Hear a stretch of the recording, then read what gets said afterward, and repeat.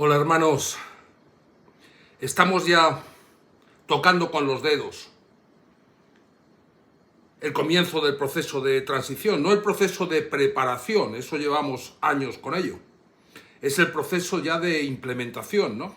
De comenzar dentro de la isla a estructurar todo el procedimiento de transición.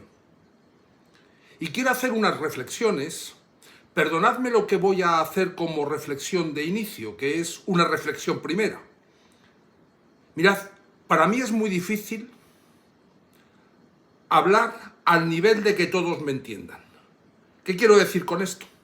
Que hay personas que no se enteran absolutamente de nada de lo que digo, porque buscan la superficialidad, solamente llegan a la capacidad de comprensión mínima y limitada para entender lo básico y superficial. Pero además, eso no les impide comentar lo que entienden, que muchas veces en nada se parece a lo que he dicho, que suele ser bastante más profundo de esa superficialidad con la que tratan de procesar la información. Y quiero empezar por una primera disquisición. Ya lo dice el título, la diferencia entre hacer cosas para que el régimen cubano caiga y hacerlas cuando ya ha caído. Casi todo lo que leo son ideas para cuando el régimen caiga, no para que el régimen caiga. Es decir, no hay ideas para tumbar al régimen. Hay ideas para cuando se tumbe o cuando caiga el régimen, hacer cosas. Y entonces se cae en una de las mayores contradicciones de las que me di cuenta hace años. ¿Cómo es posible que convivan estos dos conceptos? Uno, organizaciones en la oposición al castrismo reciben grants de Estados Unidos para que peleen por la libertad. Y al mismo tiempo piden a Estados Unidos que tumben al castrismo ellos. ¿Tumba al castrismo Estados Unidos o tumban al castrismo las organizaciones que reciben ayuda de Estados Unidos para tumbar al castrismo? Lo que no se puede es recibir ayudas para tumbarlo y pedirle a quien te da las ayudas para que lo tumbes, que lo tumbe. Eso es una locura, es una contradicción. Eso es lo que me puso en alerta sobre el sistema de vividores creado durante estos años. Lo que ha dejado bastante fácil al castrismo defenderse.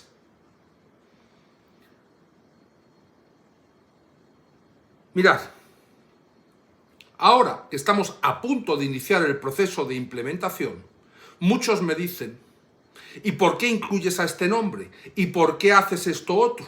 Exactamente los mismos que hace unos años, yo no sé cómo andáis de memoria, yo tengo una memoria buena, respaldaban una iniciativa para intentar en asambleas provinciales sentar a algún diputado opositor. Y hubiese sido una victoria de la oposición, que por cierto nunca se logró, haber sentado a 3 o 4 opositores en alguna asamblea provincial, sobre todo para abrir el camino de la inflexión de la rigidez del régimen, del sistema. Y yo ahora lo que estoy diciendo es, creamos un gobierno de transición conjunto, dirigido por un partido opositor, donde conviven independientes y algunos miembros útiles para el procedimiento provenientes del régimen establecido hace 6 décadas. Es decir, sentar a 3 diputados en una asamblea provincial era un éxito. Tener un gobierno de transición dirigido por la oposición, con algún miembro del régimen que colabora con el gobierno de transición, eso es un cambio fraude. Mirad, pero es que además es que no hay otra vía. A vosotros os habréis dado cuenta a estas alturas que a mí lo que me dicen de insultos, de críticas, de tal, de amenazas, de tal, me entra por aquí y me sale por aquí. ¿Por qué? Porque como estoy convencido que vamos a tener el control del procedimiento de transición, ya sabremos darle a cada uno lo que le corresponde.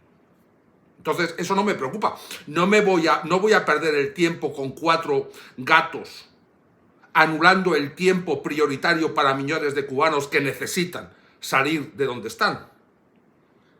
Mirad, ahora mismo, el día 10, ¿no? El mundo estará pendiente de quién toma al final el mando en Venezuela. Que las elecciones las han ganado la oposición, ya lo sé. Que hubo un fraude, ya lo sé. ¿Que va a volver a tomar el mando Maduro? Sí. ¿Por qué? Porque a los regímenes dictatoriales en el hemisferio occidental es que hay que aprender de la experiencia. No es lo mismo Oriente que el hemisferio occidental. No es lo mismo las composiciones geoestratégicas de proximidad a determinadas potencias. No es lo mismo el intercambio de cromos para unas cosas que para otras. Y no es lo mismo la fachada que lo que hay detrás de las casas. ¿Qué quiero decir con esto? A un régimen como el venezolano, como el castrista, no le puedes tumbar por la fuerza. Y no puedes pedir a Estados Unidos que lo tumbe por la fuerza, porque las organizaciones que les piden que lo tumben por la fuerza son las organizaciones que han recibido beneficios, dando a entender a Estados Unidos que ellos tenían la capacidad y el plan para tumbarlo. Para eso recibían los beneficios y los grants de inicio. Para eso se creó el proceso de ayudas a las organizaciones anticastristas o antichavistas. Para eso. Estados Unidos es todo menos bobo. Entonces, ahora no echemos la culpa a la inacción de Estados Unidos. Estados Unidos ha estado activo continuamente, con presidentes de uno y otro signo, dando dinero, millones a las organizaciones creadas para luchar contra el castrismo. No lo tumban, volvemos a lo de antes, y ahora le exigimos que lo tumben quienes nos han estado dando dinero para tumbarlo. Eso no tiene ningún sentido. Por eso, desgraciadamente, aunque las elecciones las ganó el pueblo en Venezuela contra Maduro, Maduro va a volver a ser presidente una vez más este día 10. Otra cosa es que después vuelva a iniciarse un procedimiento de presión, que se irá diluyendo, como se fue diluyendo tantas otras veces antes. Por eso, nosotros que aprendemos de la experiencia decimos, nos gustaría aniquilar al régimen castrista y poder crear elecciones libres ya, donde hubiese un gobierno democrático, sí, pero como no puede ser, tenemos que recorrer un camino eficaz. ¿Y en qué consiste? En hasta donde podemos, gracias a la presión de la ayuda que nos dan quienes o a quienes no les pedimos que lo resuelvan ellos, porque nosotros no pedimos a Estados Unidos que lo resuelvan ellos. Le pedimos que estén ahí detrás para que generen la suficiente presión como para que nos hagan caso a los cubanos, a determinados cubanos, a los cubanos que entendemos el procedimiento. Y el procedimiento consiste en decir, el régimen está débil porque no tiene ninguna capacidad de sacar al país adelante, porque no tiene recursos. Y necesita acercarse a los recursos. Estáis viendo el proceso de dolarización una vez más. Y para eso es un clamor de ayuda en el que dicen, de la forma en la que más lo podamos disimular, empezad a ayudarnos. Y esa forma, ese hueco, esa grieta, es la capacidad que nos han dado durante todos estos tiempos de negociar un proceso de transición conjunto. Ese proceso de transición conjunto que nos gustaría que no fuese conjunto, pero que nos gusta más que sea conjunto a que no exista, es el que nos va a llevar progresivamente, disimuladamente para ellos, dejándoles salvar los muebles, a un proceso de elecciones libres que, a diferencia de lo que ha ocurrido en Venezuela y en otros muchos sitios, evitará el fraude Y entonces habrá un gobierno realmente elegido por el pueblo y proporcional a lo que ha elegido y a lo que entiende y a lo que quiere y a lo que aprecia y a lo que necesita cada ciudadano cubano allá donde se encuentre. Y en el momento en que empieza la transición, esta es una reflexión más y distinta. Las leyes que existen en Estados Unidos con referencia a Cuba desaparecen por razón de ser. ¿Qué quiere decirse? Todas las medidas estadounidenses para hacer reflexionar al régimen castrista, digámoslo así, decaen porque decae su razón de ser. Y Cuba se tiene que gobernar por leyes cubanas, no por leyes norteamericanas. Muchos me dicen, es que no se puede crear una transición en Cuba porque la ley Helms-Burton o porque resulta... ¿Pero qué tendrá que ver la ley Helms-Burton con las normas, con las leyes que nos demos los cubanos a nosotros mismos para que sean operativas y vigentes y cobren eficacia en Cuba?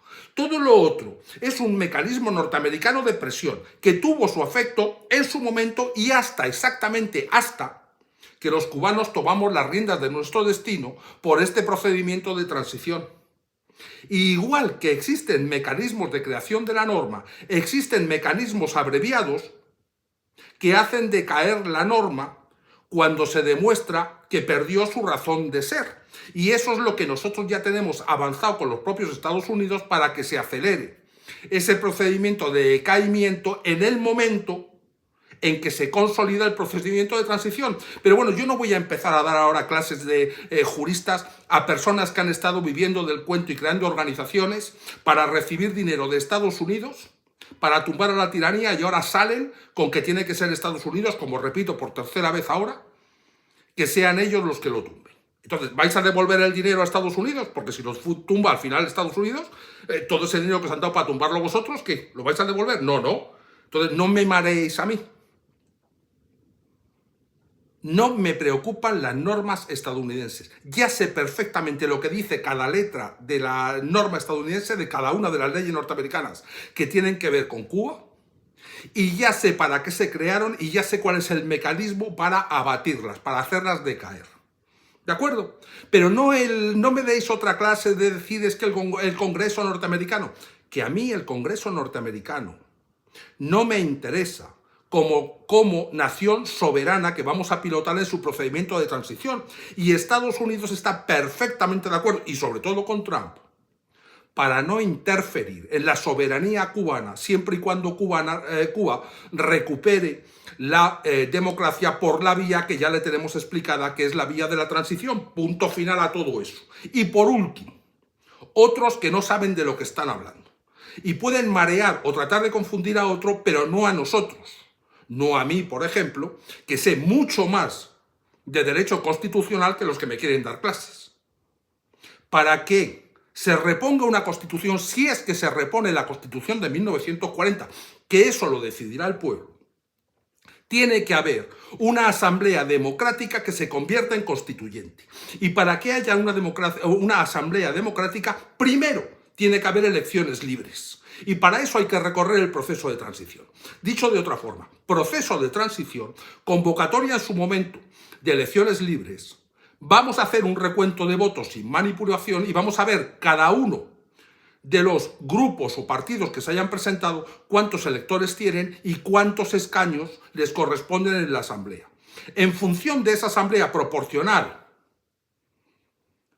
a la voluntad popular libremente expresada, esa misma asamblea se convertirá en constituyente y por la voz de los ciudadanos representados libremente en esos diputados libremente elegidos, se irán decidiendo los asuntos constitucionales que al final arrojarán luz como ley de leyes al resto de la normativa legal que entrará en vigor en la Cuba democrática. Porque mientras tanto lo que va a regir es una ley de transición.